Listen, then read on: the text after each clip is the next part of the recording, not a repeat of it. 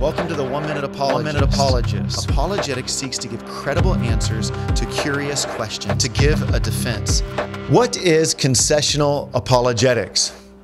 Well, this is no disciplined area of intentional study, at least that I'm aware of. By concessional apologetics, what I'm saying is we need to look for ways to concede the point where we can, or to be empathetic where we can. Concessional apologetics, I am not saying that we need to compromise. Rather, we need to concede without compromise. In fact, G.K. Chesterton once said, "Tolerance is the virtue of a man without convictions." So I'm not saying throw out your convictions, but concessional apologetics would look like this. As we're doing apologetics, we're seeking to give a rational defense of our faith. But so often we start off with a defense, and we start off by being defensive instead of just looking for ways to relate to somebody. So it could look like this. Somebody says to you, I just don't get it. I mean, it just seems absurd. Falling manna in the wilderness for 40 years to feed the children of Israel.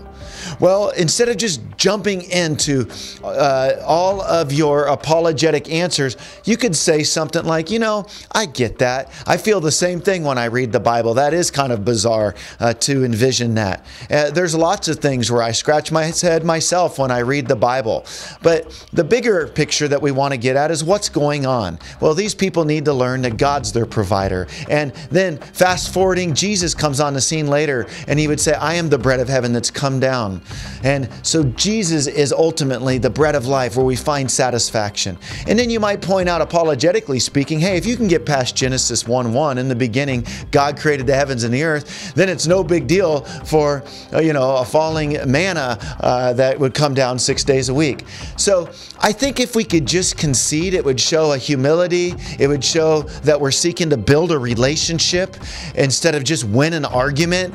And that can go a long way. So next time you're engaging somebody in evangelism and they ask you an apologetic question, just look for a way to maybe concede what they're saying. You didn't compromise on the bread falling down from heaven and what I just shared, but you conceded that, yeah, I can understand that that's a hard pill to swallow in our culture.